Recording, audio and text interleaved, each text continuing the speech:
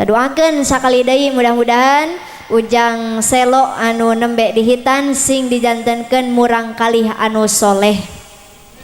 Tapi omet Bapak Casto Ibu Tati teu kengeng ngarasa cekap nepi ka dieu ngadidik murang kalih teh, teu kengeng ngarasa puas nepi ka ayeuna ngadidik ujang selo sabab masih kene panjang perjalanan dina ngurus murang kalih.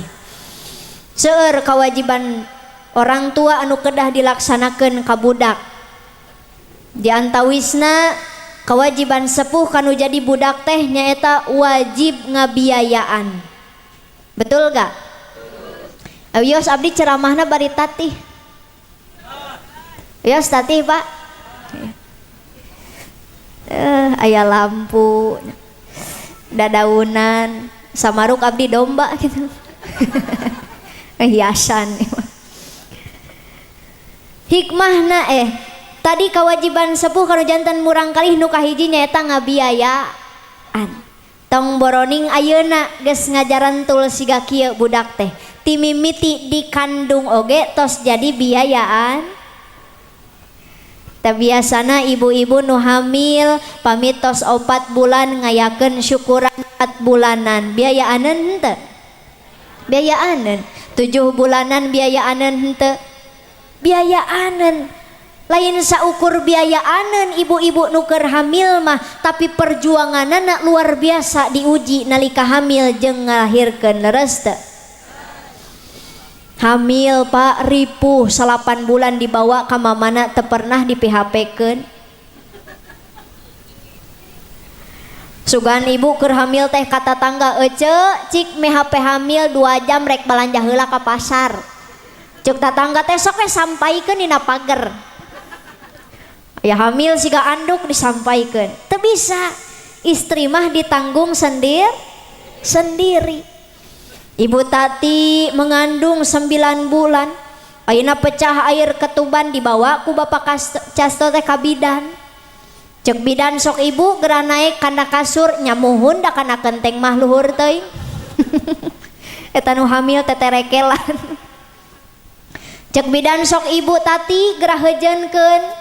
Ibu Tati ngaheujeun satakar kebek ngalahirkeun ujang selo teh. Cek bidan ayo Bu terus heujeunkeun itu sudah mulai kelihatan rambutnya padahal rambut Ibu Tati keneh.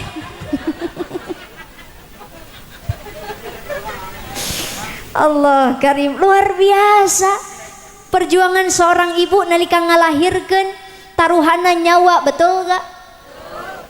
Coba ibu jawab sing kompak. Saking setiana salaki ibu nalika ibu ngaheujeun ngalahirkeun budak, salaki ngilu ngaheujeun henteu? Sugan di dieu mah bapak-bapak ngilu ngahareujeun, ibu borojol budak salaki borojol tai. Radek naon deui nu kaluar atuh. Jadi luar biasa ngalahirkeun, biayaaneun, pertaruhan seorang ibu luar biasa, taruhanna nyawa. Matak untuk mengistimewakan seorang ibu mah nepi ka dijieun oge dina laguna. Yos ngalagu yos. Nu apal bantuan. Nu teu apal pura-pura apal we. Siap Bu ngalagu siap? Ya. Ibu kaulah wanita yang tah arapal kan nih. Di bapak-bapana arapal henteu? Nah tuh bapak-bapana culak, cileuk, olohok, teu nyora. Ari di dia tos biasa bapak-bapak laleuleus siga kieu. Hah, tos biasa? Ari di imah salaki ibu osok laleuleus siga kitu. Ieu lamun ibu ningali salaki di imah leuleus wae berarti eta teh cirina kurang vitamin. Talamun salaki kurang vitamin, ibu kudu sering di imah teh salaki kudu dibere sumanget. Ujug-ujug kana susu. Ya beki sore beki ka itu ka dieu. Atak masing kompak ulah leuleus sakali deui. Ibu kaulah wanita yang mulia, derajatmu 3 tingkat dibanding ayah. Kau mengandung lagi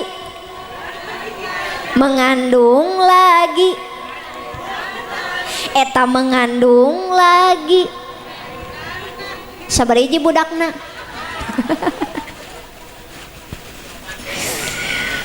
Luar biasa Pak, matak sing nyaraah ka ibu teh, sing nyaraah ka istri teh, sabab perjuangan seorang istri luar biasa. Tabudak dikandung biayaanen, dilahirkan biayaanen, ayeuna dihitan biayaanen, nepi ka engke ditikahkeun budak teh masih keneh biayaan. Hiji cenah. Nu kadua kawajiban kolot kanu jadi budak teh nyaeta wajib ngurusan. Budak teu cukup dibere jajan, teu cukup dibiayaan SPP sakolana, tapi budak oge kudu diuruskeun. Nu pangseringna ngurus budak di imah kira-kira bapana atawa indungna. Geus indung deui wae.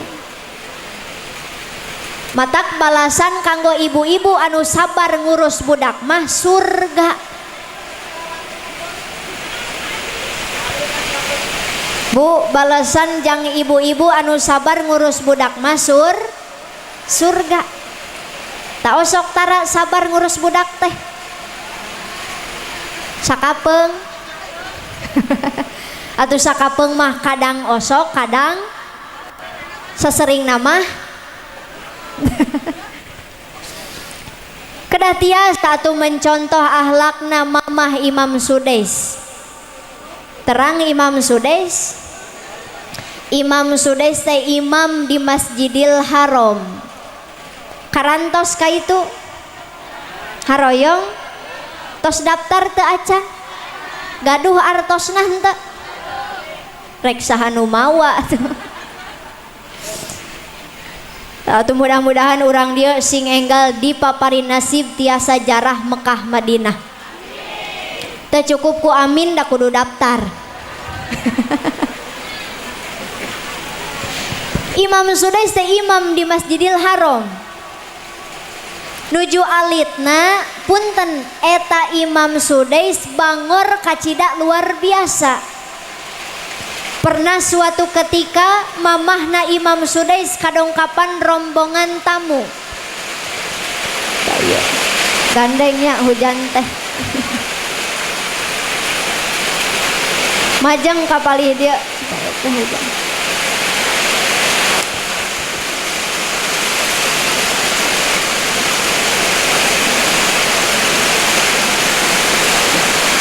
Enggak marajang majang.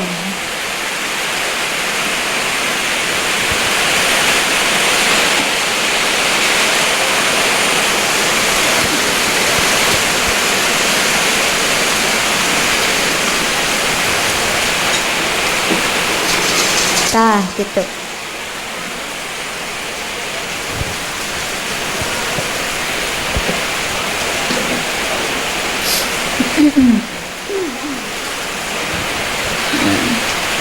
Teraskan Bu. Mamahna Imam Sudais kadongkapan rombongan tamu. Tabiasana urang lamun aya tamu osok masak leres teh.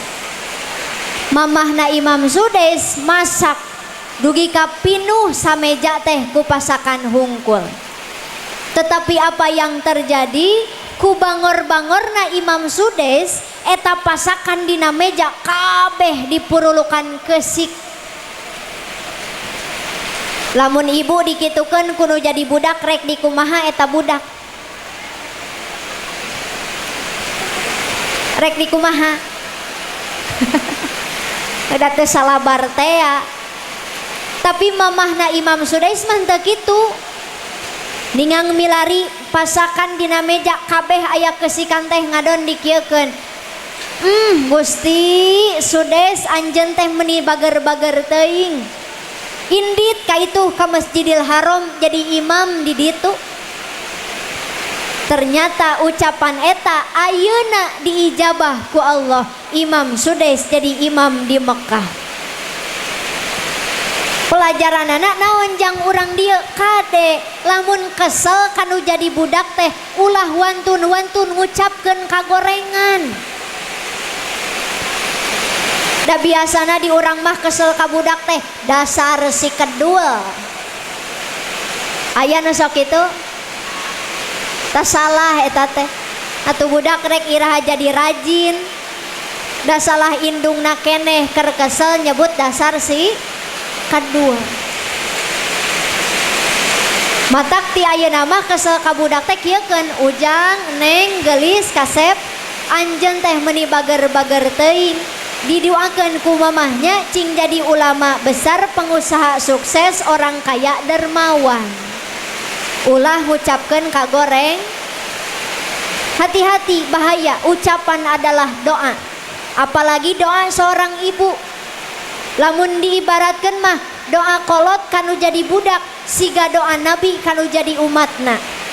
Saking pada mustajab, cepet diijabah ku Gusti Allah. Matak ti ayeuna kesel ka budak teh doakeun kasaean, ulah kagorengan. Hartos Bu, barade diamalkeun insyaallah. Alhamdulillah. Dua cenah kewajiban sepuh kanu janten murang kalih. Hiji wajib ngebiayaan, dua wajib ngurusan.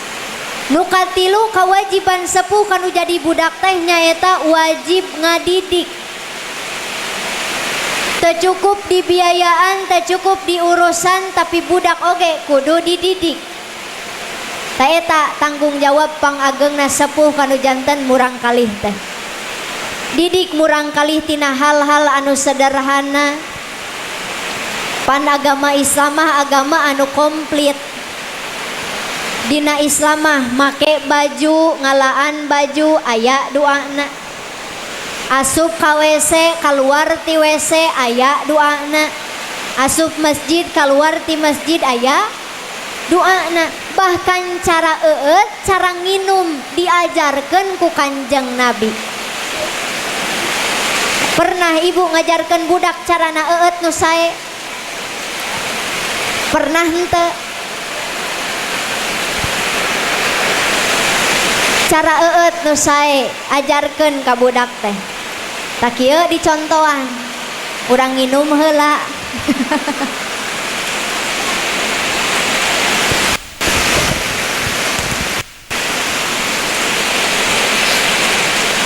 Cara eueut nu sae bari calik nganggo panangan katuhu, diawali bismillah, diakhiri alhamdulillah, ditilu kalikeun.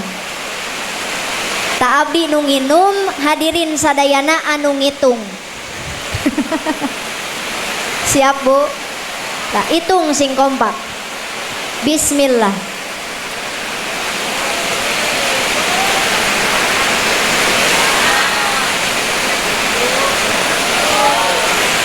Alhamdulillah. Kahartos. Tayata cara nu kahiji. Aya cara nu kadua. Nu kadua mah bismillah sareng alhamdulillah na teh diselang-seling dina masing-masing anu tilu. Tak kieu contohna. Hitung deui. Hitung deui. Hitung deui. Tak kieu contohna. Bismillah. Alhamdulillah. Bismillah. Alhamdulillah. Bismillah. Alhamdulillah. Tilu kali. Ta eta nu sae mah. Nu kahiji sareng nu kadua eta sae. Aya cara nu katilu. Nu katilu mah teu diawali bismillah teu diakhiri alhamdulillah henteu ditilu kalikeun. Teu biasana lamun urang haus sagelas teh langsung diseepkeun. Aya nu sok kitu. Tak kieu contohna.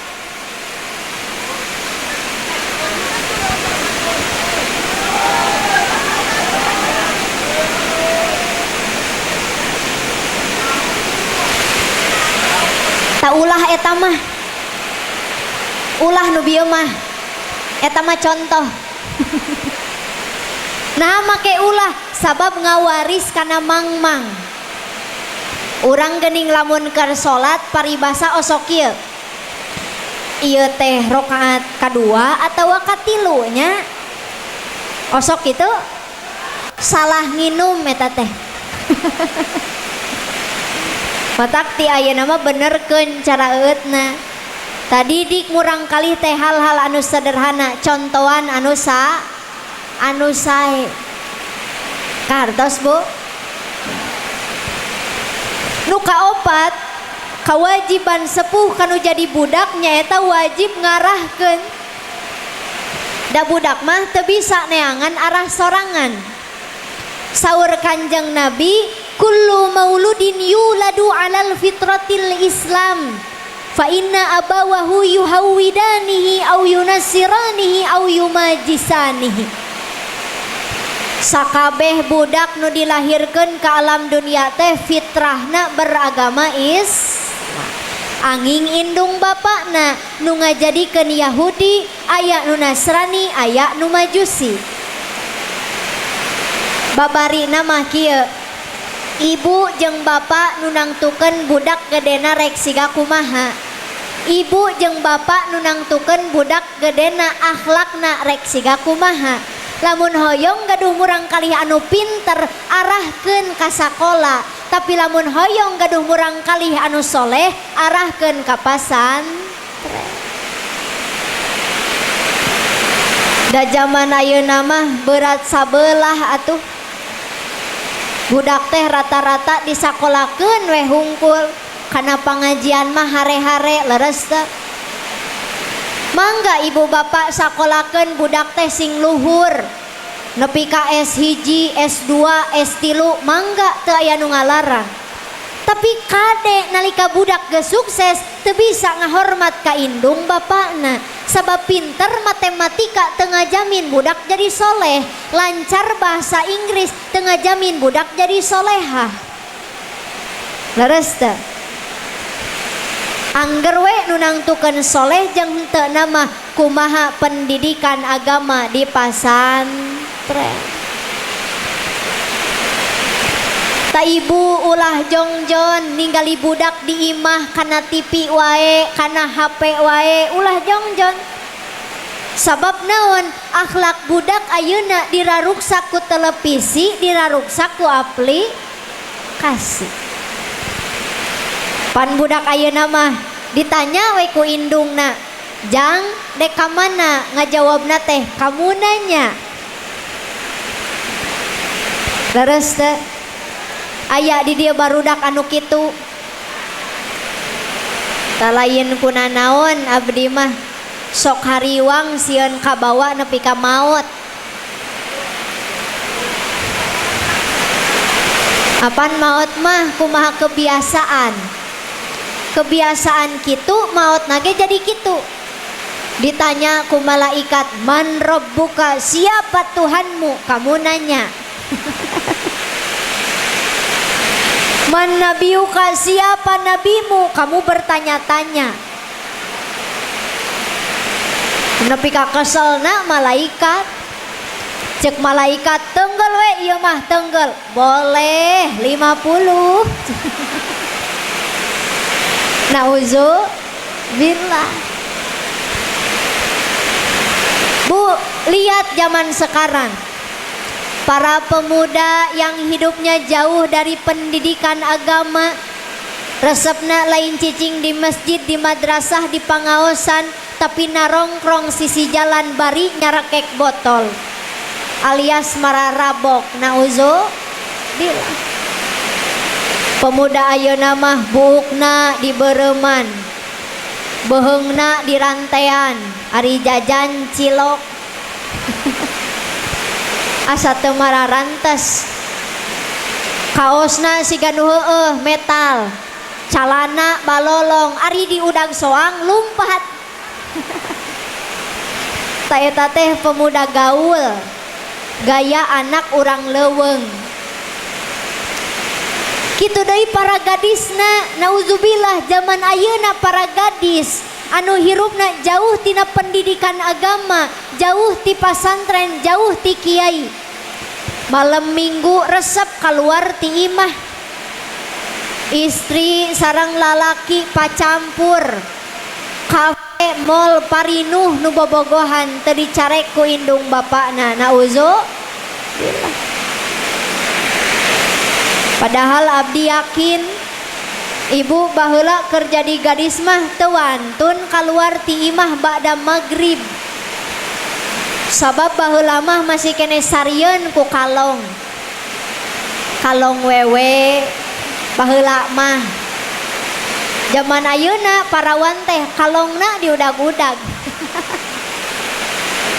komo bari mawa motor ninja mah nauzubillah. Matak hati-hati jaga anak kita mau laki-laki mau perempuan harus dijaga pergaulanna ulah nepi ka bebas satuju henteu ta salah satu cara ngajaga pergaulan budak teh nyaeta lebetkeun ka pasantren asongkeun ka kiai titipkeun ka ajengan ngarah budak tiasa janten murang kalih anu soleh soleha sabab eta termasuk kewajiban sepuh kanu jadi budak nyaeta wajib ngarahkeun dina kasaean kahartos bu opat tah kewajiban sepuh ka budak teh hiji wajib ngabiayaan dua wajib ngurusan tilu wajib ngadidik opat wajib ngarahkeun sakali deui lamun hoyong gaduh murang kalih anu soleh solehah ibu bapak nage kedah soleh jeung solehah kahartos bu barade diamalkeun ibu entos solehah teu acan kasalaki tos balager teu acan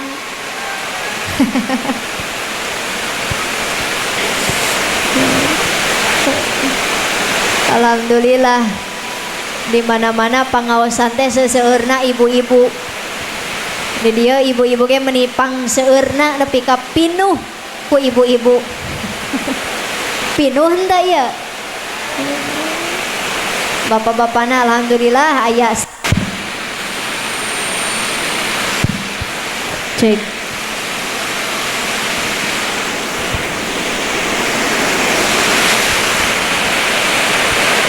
alhamdulillah